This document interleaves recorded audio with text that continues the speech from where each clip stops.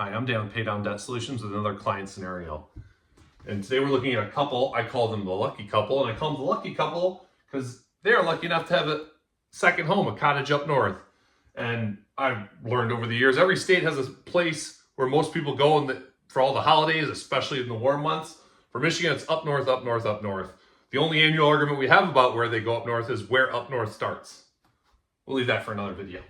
Let's get into what they've got. Their total income is $7,500. Their total expenses are $7,427. So they have a $73 positive cash flow. I call that, it's on paper cash flow, because as everyone watching this knows, one extra trip or two extra trips just to the grocery store, the gas tank will quickly eat that up. So they're about break even. And they're getting by, but there's more things they want to do, like we all have in our lives. So you can see the mortgage on their primary house, the mortgage on their cottage, 2 car loans, 2 student loans, and 3 credit cards. And credit card number 3 is going to be the key for the pay down strategy. And it's going to set themselves up nicely to get all this debt paid down. Now, this credit card number 3, they were able to get a 0% for 18 months on a balance transfer. But they have a 3% balance transfer fee, which you can see is $3,333. The $11,100 is the $6,600 from here and $4,500 of the student loan. When you combine all 3 balances of the student loan, credit card 2 and credit card number 3, plus the balance transfer fee, the total on credit card number 3 when we get started will be $15,033. This is going to be their available income. We'll show you how you get that. So $40,097 is their non-chargeable expenses, which is, as you know, is credit cards, student loans, car loans, mortgages. Now we take off the $210 monthly payment for credit card number 2. You can see I already lined that out because we paid that off with our balance transfer. The minus $180 for credit card number 3 goes away because by us putting all the available income on there, that monthly payment is satisfied every single month. So you take their new non-chargeable, subtract it from their total income. This gives you the available income. The income they have available to put on their credit card each month or the revolving line of credit to pay down their debt. So we look at what we got here. We got $15,033 minus their available income. Here's their new balance at the beginning of the month. Their monthly expenses add up to $3,333. Sorry, $3,330. That's the utilities from 2 homes, their automobile gas, and their groceries. And you can see we did 0 interest with the balance transfer. And we carried out month to month to month. Of note is this $100 a month student loan. This is month 8 right here. Month 9, that goes away. So you see right there, that's their expenses reduced by $100. And when you carry out the math further, we actually ran out a board here. And you can see, where is it right there? There's month 18, there's 0% goes away on their balance transfer. And we start calculating interest. And remember, we calculate interest by the balance at the beginning of the month, the high balance, plus the low balance, divided by 2. Then you multiply it by your interest rate. And coincidentally and luckily for them, the credit card with the available limit on it also just happened to be the lowest percentage. So multiply the average between the high and the low times the interest divided by 12. I prefer to do it more of a mathematical way. Jen prefers the more logical, simple to understand way. We're doing it Jen's way. She's little and I'm afraid of her. You can see, now we ran out a board, but we carried out at 24 months, they'll have paid off 1 of their student loans and 2 of their credit cards. And what does that really mean for them? Well, we're going to go into some of the common misconceptions and arguments against using velocity banking, and you'll see where the cash flow is coming from. If you guys don't see it in the math, not everyone likes to see all these calculations over and over again. But let's go over it. So first, we did this for them. They could have done this on their own if they were a little more comfortable. The 3 steps: organize, identify, and implement. So the first thing they did was they organized everything. I consider this the hardest step. Jen might agree. She'll probably answer that in another video. So first they had to organize everything. The key is not to miss anything. You want to take your monthly expenses, those small charges, sandwiches, you go to the movies once a month, every Thursday night you go to your favorite wings station, Buffalo Wild Wings, wherever you're going to. You add that up, try to take an average. The longer the average, the better, because the more accurate it'll be. I'd say minimum 3 months, 6 months would be best, going through your old statements or your old debit card transactions and your checking account. So they account for everything. And I should say, what I just said, how you organize, you get those averages, that's just for these. These are for your chargeable expenses. Your utilities, they fluctuate throughout the year, summer and winter. Gas in your car, groceries. So the longer average you can do, the better, the more accurate your numbers will be. But it's not the end of the world. You can just do 3 months. You can do 1 month if you're like, no, this is about an average month for me. That's fine. Because none of your non-chargeables are going to change. These are all fixed loans. Credit cards, they're not going to change much in 3 to 6 months. So next we identify what tool are we going to use to implement the paydown strategy. And as I said before, it was easy for them because they had one credit card that had the room to combine some of these non-chargeable, some of these loans into a single revolving line of credit that they could get rid of $15,000 in debt in 24 months. And at the same time, they also paid off the remainder of that student loan, just doing their normal student loan payment because they lowered it enough, 8 months it was gone. Then it's implement. Implement, I think the average person would consider implement, it's the most tedious and it takes the most effort on your part. Organize and identify, some people could do it in their head, you can do it on your phone, in the notes. It's pretty easy. The implement is where you're gonna actually take this credit card, you're gonna contact your insurance companies, your auto insurance, possibly probably your homeowner's insurance, for sure, Netflix, Prime TV, Amazon Prime on your phone to order from. Whichever one, both, most people have both. All those little things you're gonna put on the one credit card. That's what requires the most organization so you don't lose track of anything. You can check it off your own list and then you can implement it. Then all you have to do is every month, once your income gets direct deposited to your accounts, you just transfer the appropriate amount. But that implement part, that first little part, that's where you're gonna put your effort in. And after that, it's just what you would do any month. You just check to see charges coming out. You just double check where your balances are as you're watching your debt get paid off. I don't want to say slowly, it's actually getting paid off steadily and it's increasing speed. Now there was a small mistake in these numbers.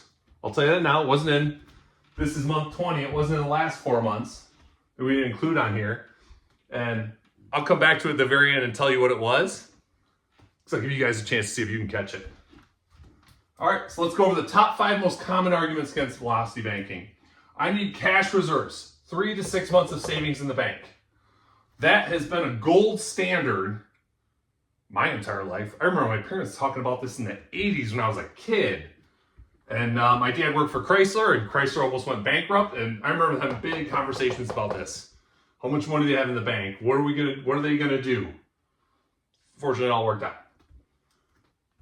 Why is that a misconception? It's a misconception because it's not what it was before. People don't actually use cash to pay much of anything anymore. They also don't really write checks that often. I've got a business where I deal with a lot of individual customers, in their homes, and it's the only people who write me checks are over 60.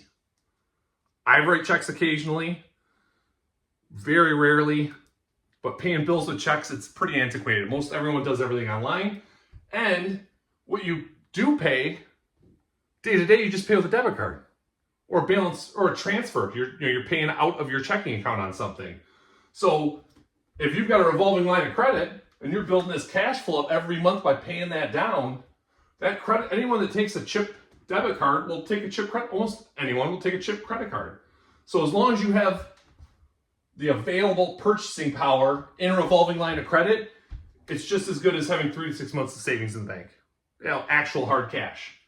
Let's look at number 2. I can use my extra money to pay down loan balances. Yes, you can.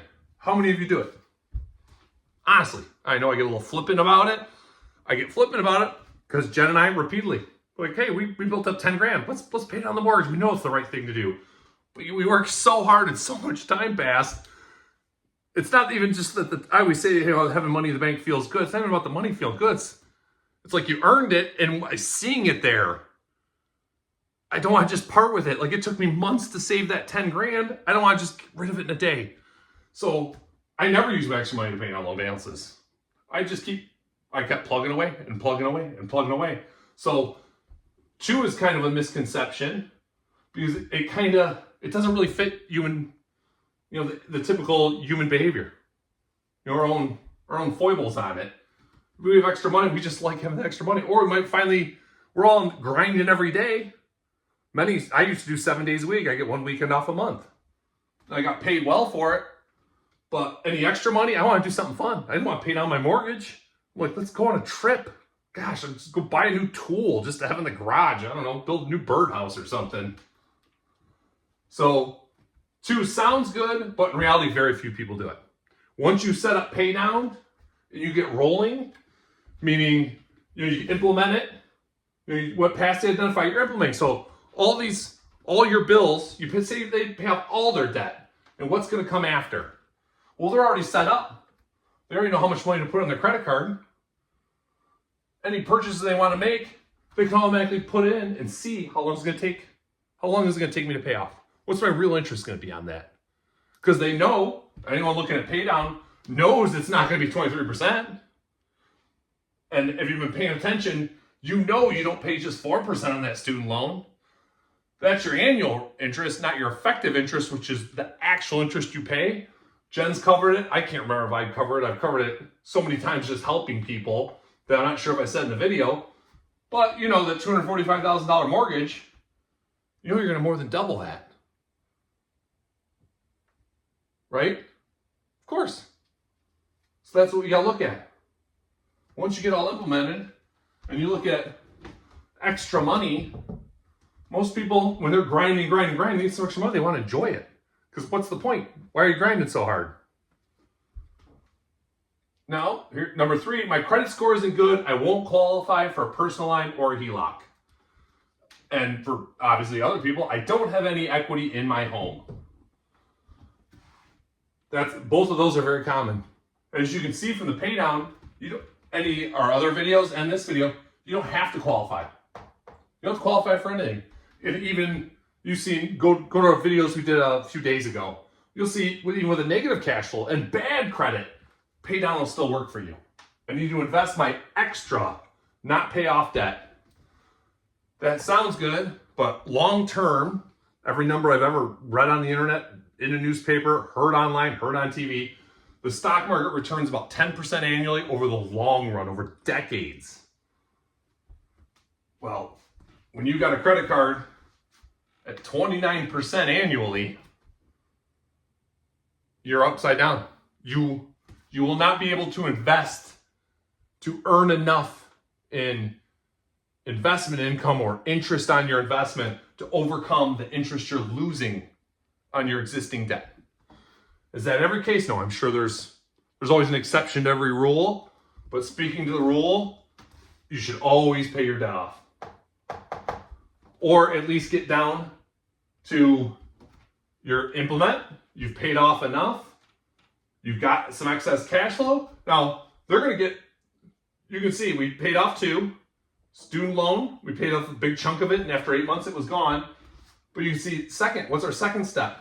The second step is to pay off credit card number 1. Take that $13,000, move it on to CC3, and start this process again. That, you can't see here, that's a 24-month period. Right after 24 months, they're going to pay that off. And you can see it took 24 months to pay off $15,000. $13,000 will get paid in a month or 2 faster. So in 4 years, they have no credit cards. They got student loan. One of their student loans is paid off. Then, as soon as they reach So they start with $13,000. As soon as they pay it off enough to fit that $8,600 on there, they'll pay off their other student loan. So in less than 5 years, they're going to erase everything except 2 mortgages and possibly 2 car loans. I don't remember the period or the term they still had left on the 2 car loans.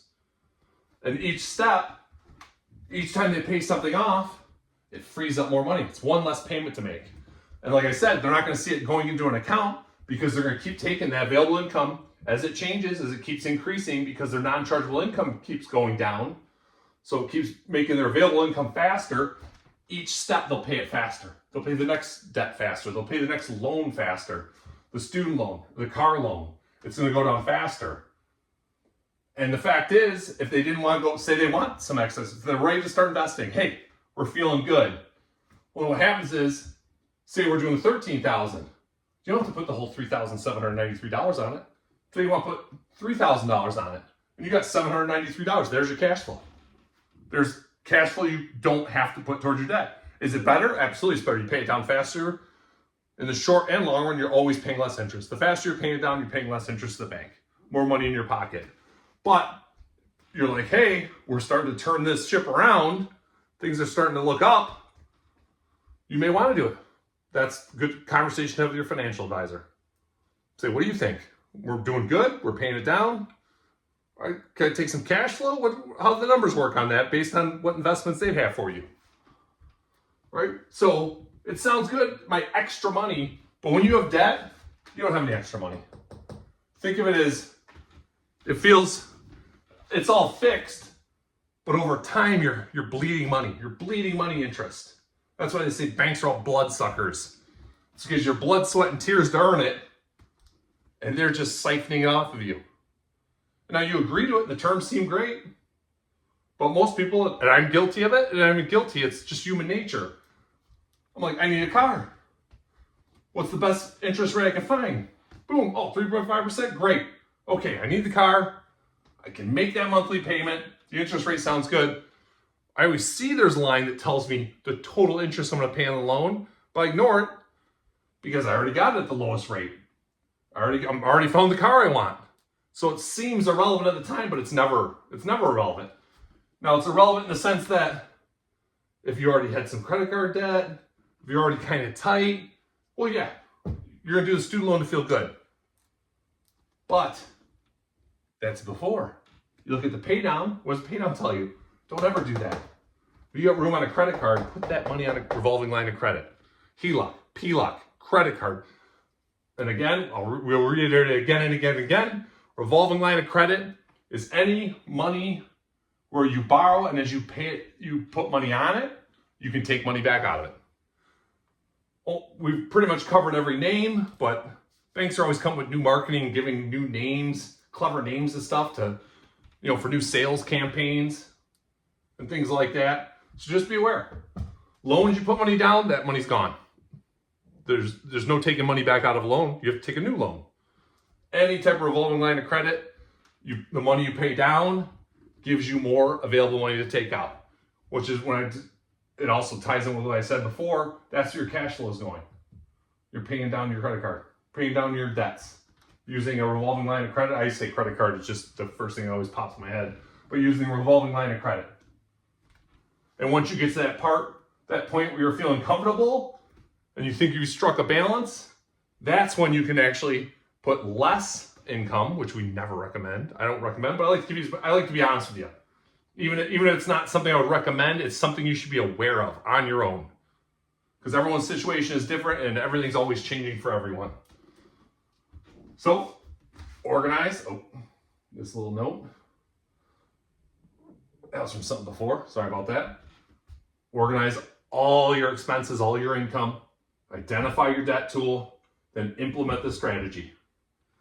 And this is kind of a brain teaser. This one's usually pretty simple. You're going to identify, go after whichever debt, whether it's a loan or a revolving line of credit, that gives you will increase your greatest cash flow. Now you need a revolving line of credit debt tool to do it, but just like here, it was $3,600. What did we go after? We couldn't fit the $13,000 down in there because the $15,500 limit. But we got rid of credit card number 2. $210 freed up cash flow. Then we went after the student loan. Why? Because we could pay. We knew from doing this over and over again that we knew we were going to go past 8 months. So we chunked that down. In 8 months, it get paid off just by paying the normal payment. All right. You got any questions? Put them in the comments. Everyone always says like and subscribe. How do I say this? Only like and subscribe if you actually like it. If you don't like it, don't like it. If I need to feel better about myself, I'll call my mom. She'll tell me I'm a special boy. We're trying to create the best content we can for you guys to get you to where you can do this on your own. Do this for yourself. Not just do this for yourself to get out of your current debt situation, but do it to get out of your current debt situation and then start to enjoy things. Start not just, hey, great, now I can afford all the things I need. No, because if you're grinding and working your butt off, buy something you want. Whatever it is. And I always say, I never know because I don't know what people spend their money on. I hate spending money. I work so hard for it, I try and save it. As always, I'm Dan with Pay Down Debt Solutions. Always aligned, never alone. Thank you.